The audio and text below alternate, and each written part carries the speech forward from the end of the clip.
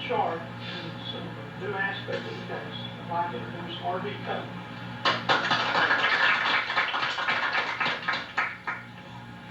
I think in view of the fact that you people are all involved something to do with the law, I would like to say that what has just happened is the prosecution has just rested its case.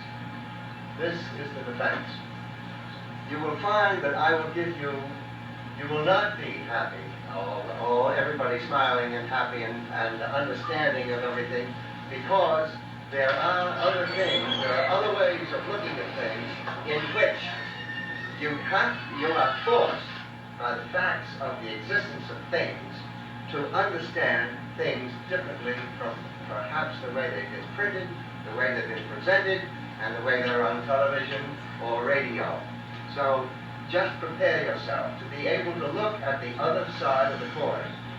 Now, when Mary Farrell told you that Ken Jones has started a lot of people on this road, on the 30th of November, 1966, I met Ken Jones. He was in Boston, at a panel talking. I went up and asked him exactly what Mary said.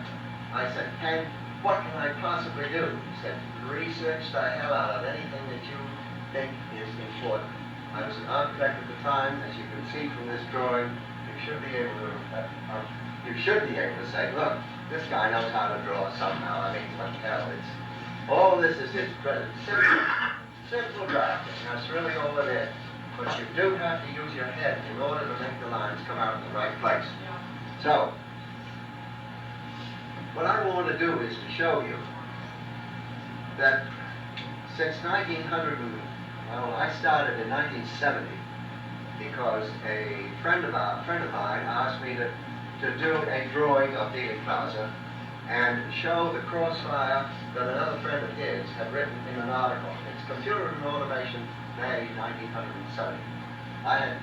Fortunately, I had just been in Dealey Plaza in 1969 and in early 70, and had measured a lot of these various things so that I knew I had a perfectly good basic plan. That's the first thing you've got to start with. The first book that I wrote said, look, if you can fire a shot and it'll come out here and it'll hit the governor, hit the president, and then go through the governor, then the warrant information is correct.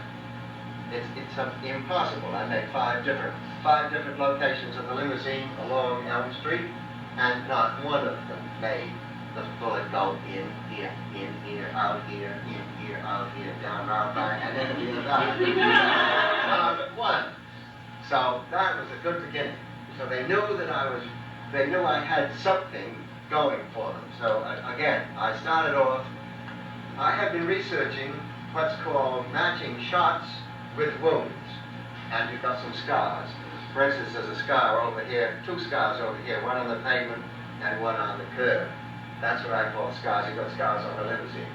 So if you add up all those shots and scars, and you look at the Zapruder film, and you find the reaction so that you can then determine when the hit frame is. In other words, when did a bullet hit the president? When did the bullet hit the governor? Those are the things that are important as far as I personally am concerned. They are listed right here. And as far as I'm concerned, they are correct. There are 4 hits, as you can see in red, 1, 2, 3, 4, and there are 4 misses. The misses are in black. The misses, of course, will have to be not quite as precise. It's impossible to be precise about when a miss was fired, because nobody knows anything about it, in effect. Now, the other way of looking at this is to reconstruct it from the standpoint of the people who originated it. In other words, if you become a designer of the assassination, of the ambush, you're now working for the conspiracy. And you're thinking to yourself, how do we get this done best? What has come out of this study is that there are 5 different squads of 2 men each. There's a squad here, a squad here, a squad here, a squad there with 2 men here, and a squad here with 2 men behind the picket fence. the stockade fence. It's not a picket fence. I come from New England, I know the difference. Picket fence is quite different from the stockade fence. Okay. This, it has, I've only gotten into this within the last couple of weeks, as a matter of fact. This drawing has just been made. And there are some things in here that will hopefully raise your hackness a little bit. And you will want to find out whether I'm right or wrong. Anybody that wants to find out that I'm wrong, I am very happy to talk to them. Very happy indeed, because I think I'm right. I have to be able to think I'm right in order to put things down on paper. You've got to make up your own mind that this is correct. So I'm saying, right now, this is what happened in Dealey Plaza 29 years ago. And anybody that wants to come and tell me it's different, that's fine. But they've got to walk in my moccasins, as they say, and work and talk the way I talk, and investigate the way I have investigated. That's all I ask. Anybody can say anything else they want to. I don't care, but they can't refute this without talking to me in the way that I have done whatever it is that I've done. I think it's easiest just to explain the shots. Crossfire 92, which you can still buy outside, only has 8 shots. This has 9 shots now. Ted Jones had 9 shots back about, he still has, and he influenced me into having 9 shots. I've been through Crossfire since 1970, 70, 71, 2, 3, right? 6, 5, 6, 7, 8, 9, 80, 81, 82. I've done a lot of Crossfire drawings. This is 93. We're out ahead by a whole month and a half, as you can appreciate, which is fine. All right, so we have 9 shots. The first shot is right up here.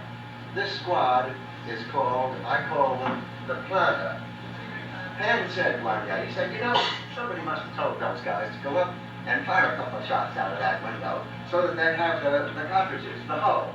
So they, you know, you fire, what about you got a hole coming out, snapping out, okay. So they had to have 3 holes because they found 3 holes, as you may know.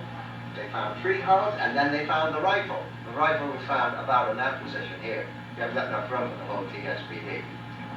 And then, of course, they trapped Oswald in the Texas Theater, brought him in, and they've got 1 man, 3 holes, 1 rifle. Case is closed. Case is closed. You know that kind of thing if you're involved in any kind of legal thinking. When you close the case, it should be closed. It wasn't, of course, as you know. We've been still at it. So the first shot here, and these shots here, these from here were intentional misses. Here's where the limousine is at 150, right there. This shot is wide of the limousine, and it's way over the top of it. It happens to hit down in here, and there's a fellow called Tay who got a little wound on his cheek. Didn't even realize it until somebody says, hey, you've got blood on your cheek, young man. You better look at him. So then they found the scar, of course, on the Main Street curb. The second shot comes from the Dow Tex building. And because the man was the only way I can figure it, and again, am I in speculation or am I trying to use common sense? I hope you will agree that it's common sense. He was nervous. He missed. There was a scar on Elm Street, somewhere right along in through here. I put it down in here. Maybe it should be back a little further, who knows? But there is a scar on Elm Street. It's never been found, but it's in the Warren Commission hearings. The testimony of Mrs. Baker says she saw one. And somebody else. I can't remember exactly who it was. There is a scar on Elm Street. We must account for that scar on Elm Street. That's the first shot out of this squad here, Santana. The third shot is the Umbrella Man, right here. It happens, and the hit frame is Z188. My friends Sprague and Sharrett found, they decided that Z189 was the hit frame. It's a very difficult thing. The president is just waiting at this point, and it's a very small reaction. His hand, you might say all that happens is it sort of vibrates or it moves a little bit unnecessarily, because then the hand starts to come down and up again. And of course, when he finally gets the fourth shot, which is the back shot,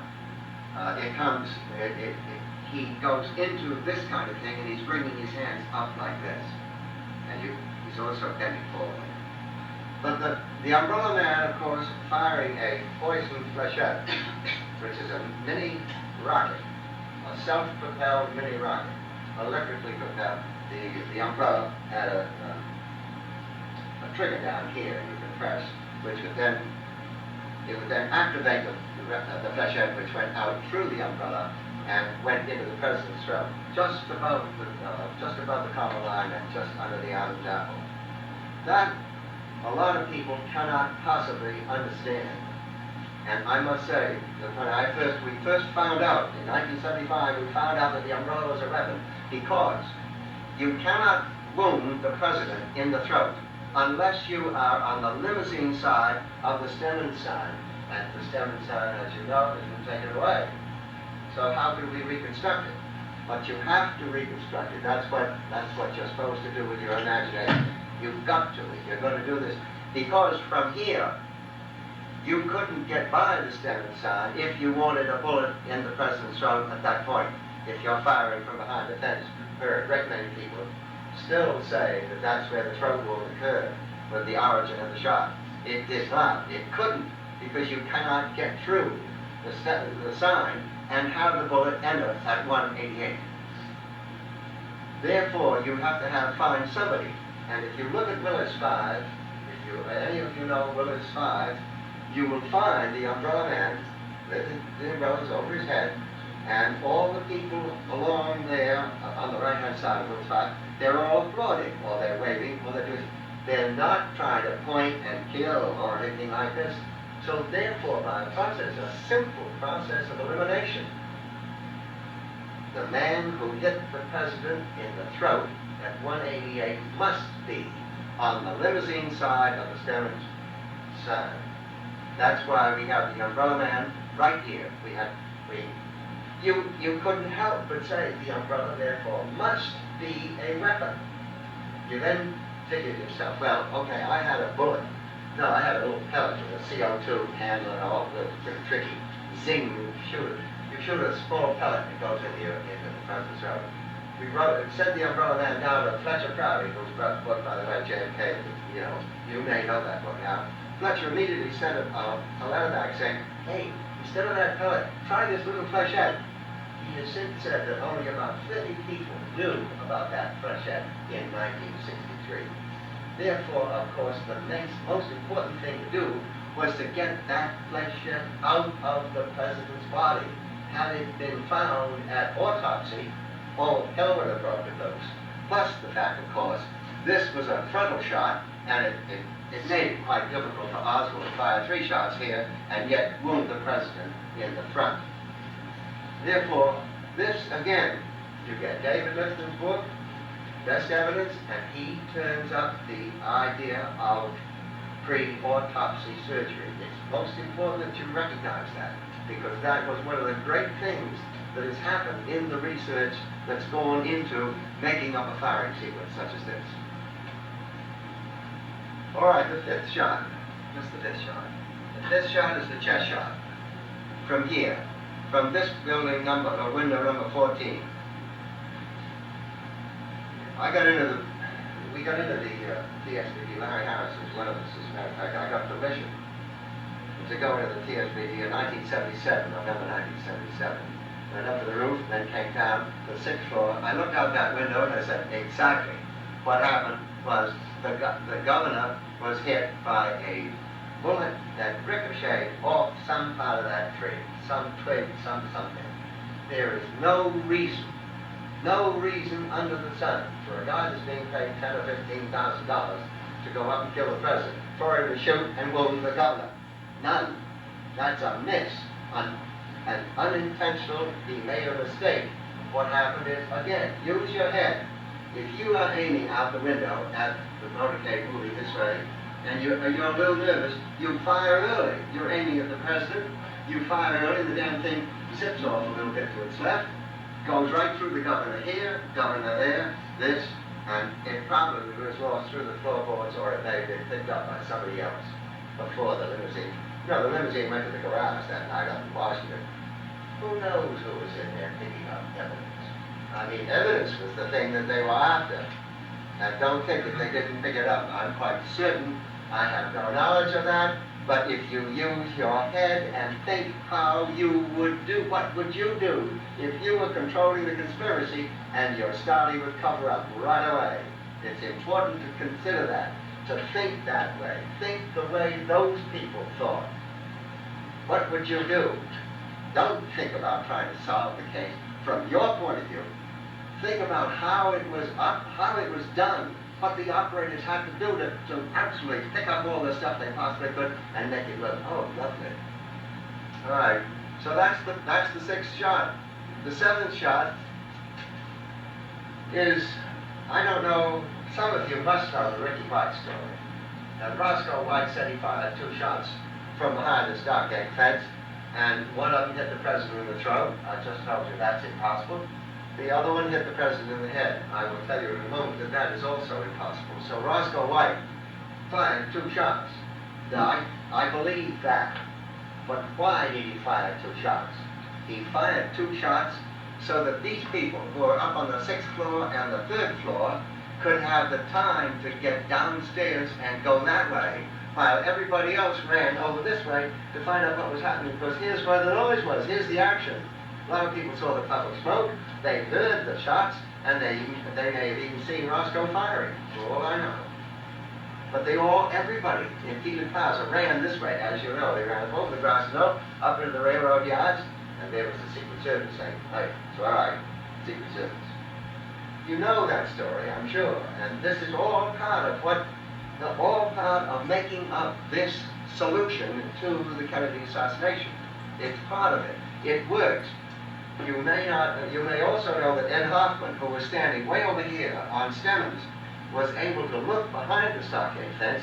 He saw a man run this way to about this point here and throw the rifle to another guy, throw it over the steam line and over the switch. There was a switch box there. Throw it to another guy who disassembled it, put it in a bag, and then zapped off this way. Ed Hoffman's testimony is there. I mean, he's been in and out of here all the time. Wonderful person. He's a deaf mute. And of course, nobody would believe him. And he had a hell of a hard time trying to get it across to somebody. But he has finally done it.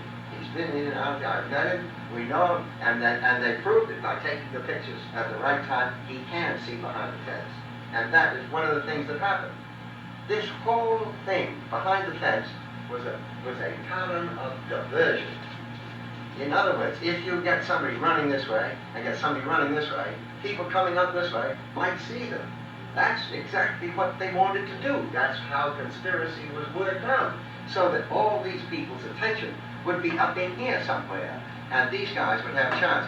They can get out of the elevator at the 5th floor. They couldn't get out of the 6th floor. I think they had to come down the stairs, zap over to the passenger elevator, go down into the basement, and then wait until it was time. And the building was secured by the people who were in charge. That's another thing that you figure out if you're working for the conspiracy. Cover up immediately. Get this building secure so that we can get these guys down, and then we'll zap them off when the cars come by at the right time. This is very easy. You go to the middle of the building, go down the elevator, and go right to the basement. Walk that way up to here, and come right out on the ramp. Go by on Houston Street, you can see those ramps. There are 2 ramps actually, but at one time, I don't know whether there's only one at that time, but it's very easy to go to the basement, come up the ramp, walk up the ramp, get into your car, and you'll be going, while everybody else is messing around over in here. This is the way you should look at what has happened in Dealey Plaza. The 8th shot is the controversial shot.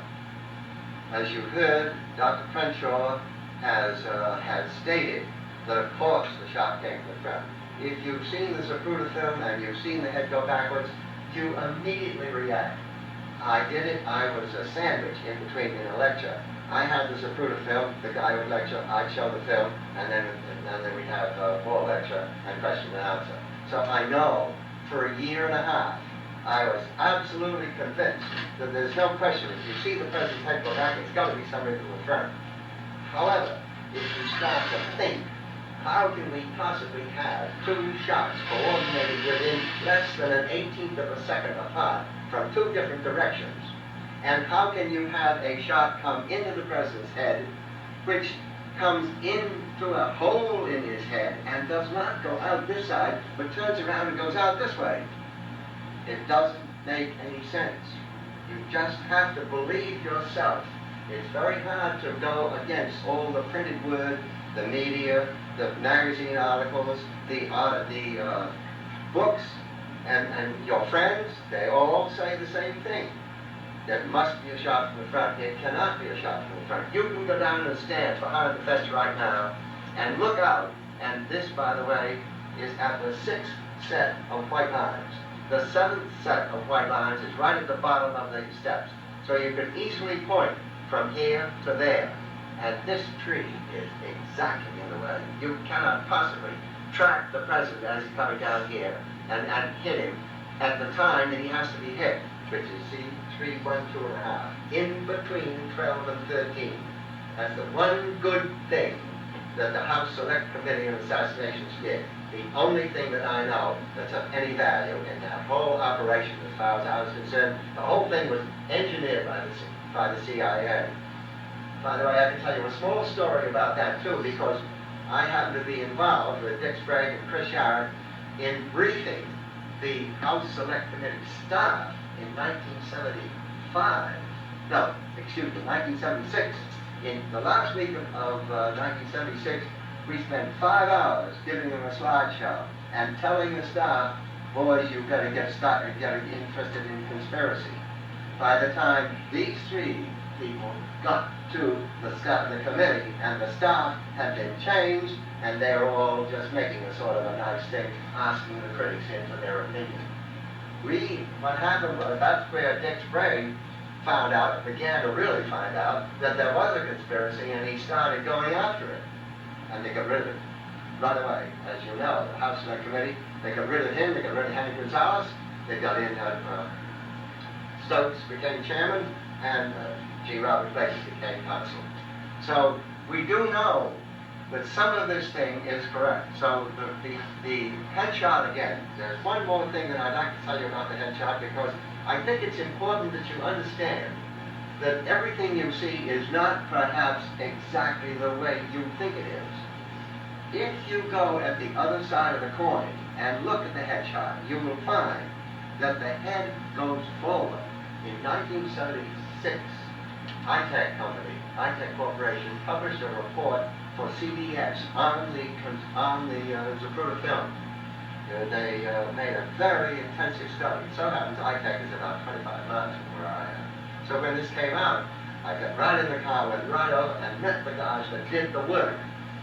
And I found out, they had found, for instance, there is no evidence of any other shot coming to the president's head after 313. And they were looking right at the film. And when you look at I made some drawings of the film at 314, all the top of the head is gone, right through here like this. This part is perfectly all right. This part is part that's gone. In other words, it's a shot through the top of the head. If some of you play tennis, you know you can make a topspin on a tennis ball, and it will tend to reverse. If some of you play golf, you may have missed, and you hit the top of the ball, and the ball go out and come right back to you. That's exactly what happened. The head went forward, and ITAC spelled it out in words of one syllable. They said it went forward 2.3 inches in half a Z frame. That's a very short space of time. That's a 36th of a second. It then took 3 Z frames, 1/6 of a second, to come back that same 2.3 inches. So therefore, what you have is a double motion. If you have ever read the Josiah Thompson's 6 Seconds in Dallas, you will find that he and Salandria had they took 2 projectors, and right now the National Archives took 2 projectors on one screen. They found that double motion.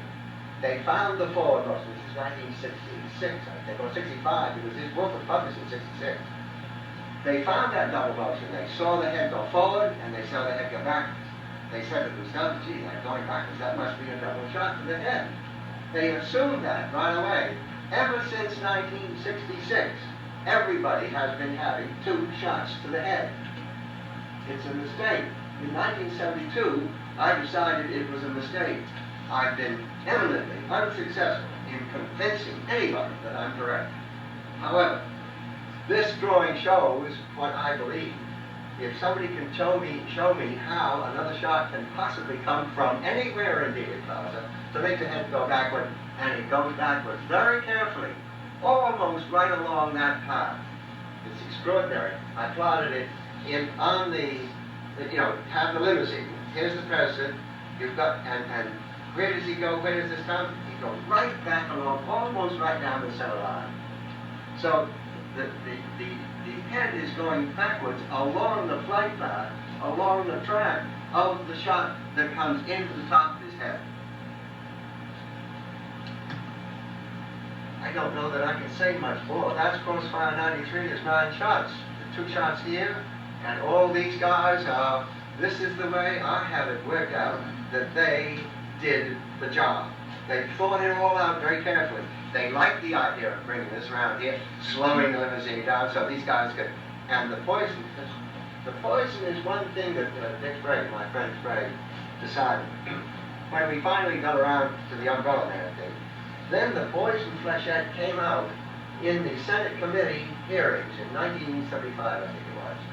And they talked about this flechette, poison dart, and they showed how they mounted him on a pistol, and they had him in, and somebody said, and in an umbrella, and immediately Senator Baker said, oh yes, how about that pencil? They stopped the umbrella, they stopped talking about the umbrella just like that, just as soon as they possibly could. They never let us in on the umbrella. However, that was a year after we had decided that the umbrella was a weapon. So of course, we thought we were, we patted ourselves on the chest, we were pretty smart. That's the way it was. This is the way it is as I see it. If somebody else wants to come in and tell me that it's differently, I'll be happy to listen to them. But that's really all I wanted to show you guys is there's always something else to remember and think of and look at, and be sure that you trust yourself. Trust yourself to make up your own mind. Don't read, don't listen to anybody else. Do it yourself.